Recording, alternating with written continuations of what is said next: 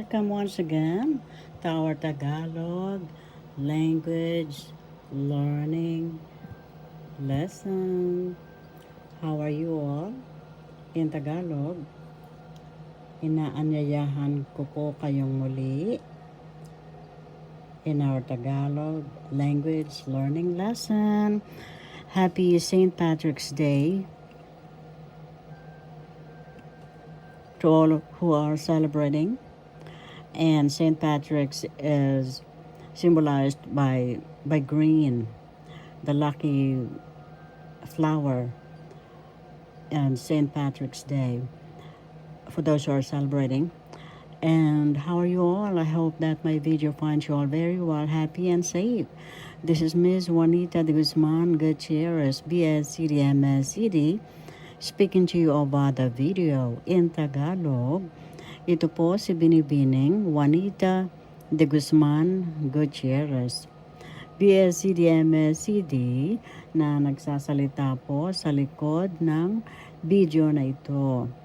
New York City school teacher here in the USA, where I am, author, writer of 22 books and more, with God's help. University professor, journalism teacher, and school people advisor. Outstanding teacher all the way here in New York City, with God's help, and more, and also president of the Teachers Association and teacher trainer here in New York City annually in the Teachers Institute, if I could mention, with God's help. We thank God for our blessings. And two of my books actually overlapping that I showed you in my other video, The Missing People, Animals, Things at the back of Speak Tagalog, a basic primer. This is my first book, written by yours truly, Ms. Juanita de Guzman Gutierrez, BSCD, MSCD. And on your left is a Tagalog English book I entitled Christ Like Mom and Dad, in Tagalog, Makadiyos Kristo na Tatay at Nanay, written by yours truly, Ms. Juanita de Guzman Gutierrez, BSED, MSED. And all my 22 books you'll find worldwide at Amazon, OutskirtsPress.com, all bookstores near you, Exlibris, all online stores as well globally, and at my two websites. I welcome you all. I invite you all to visit my two websites. The first, Juanita Gutierrez, BSCDMSCD.com. The second one is JuanitaGutierrez.com. Thank you all so very much. First of all, I would like to give my love, light, and gratitude to our I Am God presence within our heartbeats, your heartbeats, and all humanity's heartbeats. We are all God's children, kings and queens, gods and goddesses we all are. And also love, light, and gratitude to my beloved parents, my cherished brothers and sisters and their own families, and all of you, my wonderful subscribers, those who like, shares, comments, and subscribe. And those who are following, those who are watching my video, and please subscribe if you have not already done so. And I appreciate you all deep in my heart. Thank you all so very much. And now, I know you can't wait. So we are here in our next Tagalog language learning lesson. And today, by this time, you know how to pronounce Tagalog.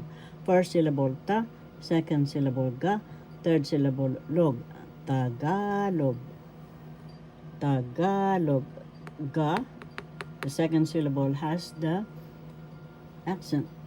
So we are studying today Tagalog repetition. Repetition is in Tagalog pag-uulit.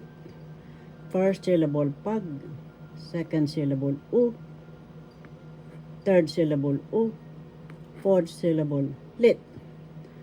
Pag-uulit. The third syllable has the accent.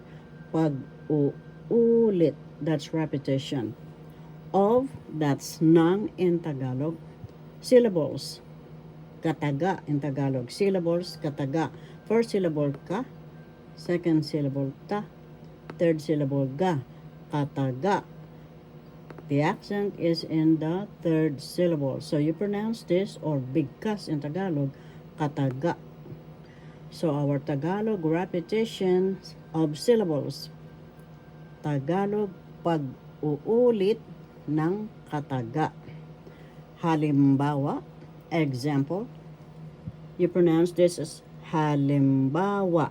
First syllable ha, second syllable lim, third syllable ba, fourth syllable wa. Halimbawa. The third syllable has the accent, so you pronounce this as halimbawa.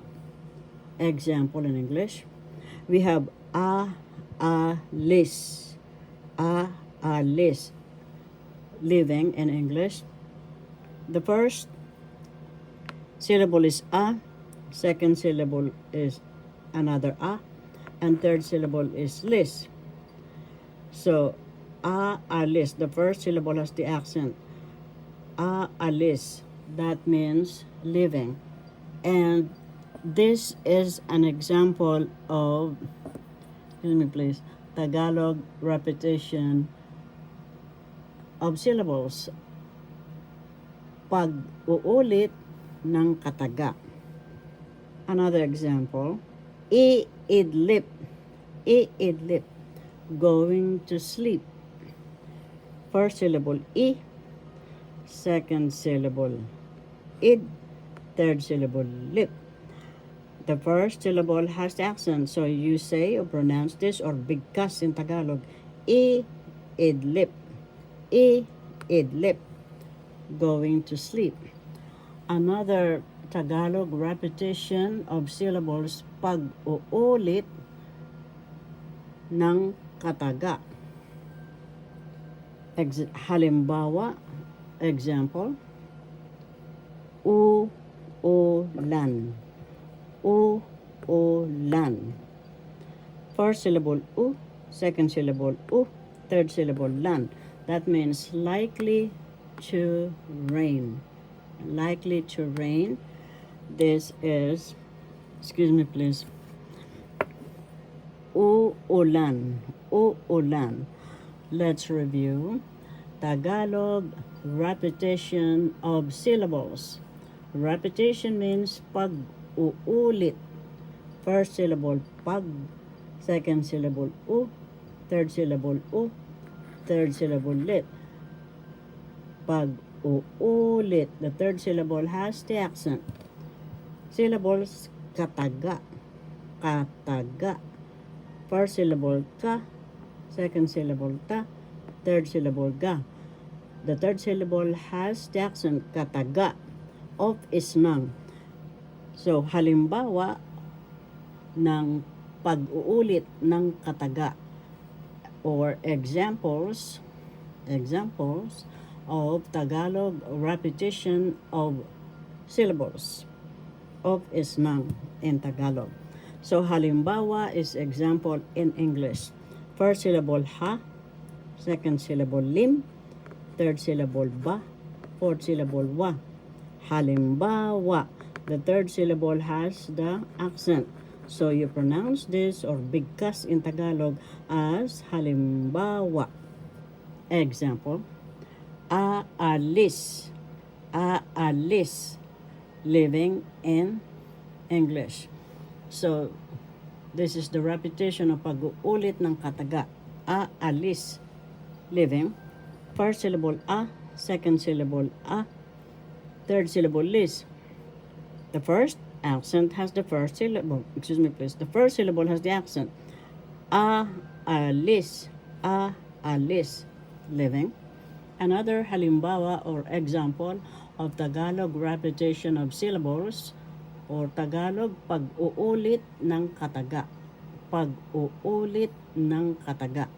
Halimbawa, example, iidlip, iidlip, going to sleep. First syllable I, second syllable id, third syllable lip. The first syllable has the accent, so you pronounce this or bigkas, iidlip, iidlip, going to sleep. Another example of Tagalog repetition of syllables or pag-uulit ng kataga. Ulan, ulan, ulan. Likely to rain. First syllable u, second syllable u, third syllable lan. The first syllable again has the first syllable, excuse me please, has the accent. So you pronounce this or because ulan, ulan, likely to rain. So these are the Tagalog repetition of syllables or pag-uulit ng kataga. I hope you learned something today. Thank you all for watching. See you all again.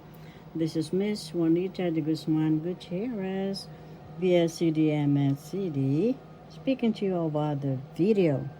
New York City School teacher here in the USA, where I am, and author of 22 books you'll find worldwide.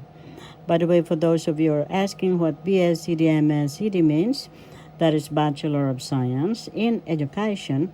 I graduated with my brothers and sisters from elementary, high school, all the way to our college graduation at the University of the East in Manila, Philippines. And thanks be to God and for giving us wonderful parents. My dad was a USA stenographer, typist for so many years. That's why he was able to pay all our tuition fees in the private university from elementary, high school, all the way to our college degrees. And when my beloved parents, or my dad, retired, my dad was twice an elected leader in our hometown. And he signed the public school budget. Without my dad's signature, nobody will get paid. And this school was founded together with other officials of my beloved mom that you see in my book, Mom and Chef, Nanay Nene Teodora, Philippines Cuisine, cookbook recipes, available at Amazon as well and all bookstores and at my two websites, Juanita Gutierrez, bscdmscd.com, juanitagutierrez.com. My mom was the first woman ever elected public official in our hometown and a top-notcher as well as my dad. Former beauty queen as well, and the only girl in her family. And my mom proposed and founded the only and first public high school, together with other public officials with her. And this is where I taught as a new school teacher and was unanimously elected the Youngest Teacher Association president. And outstanding teacher, English, journalism, Filipino journalism, school paper advisor, and all the way in Manila to be the English professor at the University of the East, where I and my brothers and sisters graduated from elementary, high school, all the way to our college graduation, and all the way here in New York City, New York, USA, where I'm a New York City school teacher for so many years, and teacher trainer, as I've mentioned, and author of 22 books and more with God's help.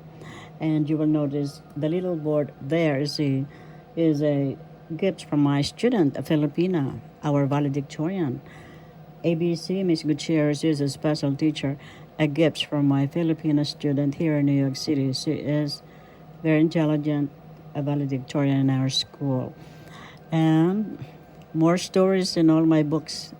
And I would like to thank you again for subscribing in my videos and watching my videos, and much love, light, and gratitude for all your love and support. In Tagalog, marami pong salamat sa inyong pagmamahal at pagtangkilik at pagsubaybay sa aking mga videos. At ganun din po ako, kung wala man po akong panahon na mag-comment, tayo po naman ay magkaibigang pangmatagalan. Kapag nag-subscribe po ako, ay hindi ko na po inaalis. Yan po ang tunay na kaibigan, at ako po ay maituturing ninyong tunay na kaibigan. Una-una, we are all brothers and sisters, children of one God. Thank you all for watching. See you all again. Blessings of Christ, love and light to us all.